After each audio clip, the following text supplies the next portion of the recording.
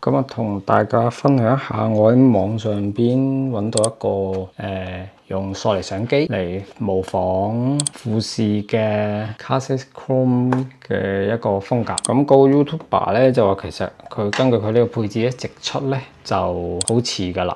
咁我睇咗佢嘅一啲參考片，都幾 Classic Chrome 嘅。個配方我就影咗落嚟，大家都可以試一下。咁我自己攞咗嚟掃街對比咗一下，同索尼標配嘅嗰個膠片風格做咗一下對比。咁我個人覺得影出嚟咧，就同佢影嘅相嘅色調其實係好大出入嘅。唔知佢有冇執過啦？佢就話可以直出嘅。咁唔知邊一方面嘅問題啦？可能係我 setting 嘅問題。咁我影落嚟咧。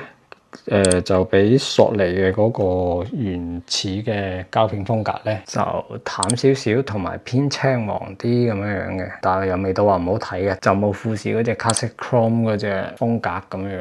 咁但係如果俾我自己用嘅話咧，我可能都會用翻索尼原廠嘅膠片嗰個風格，因為整體我自己感覺咧就索尼嘅原廠佢嘅膠片風格咧。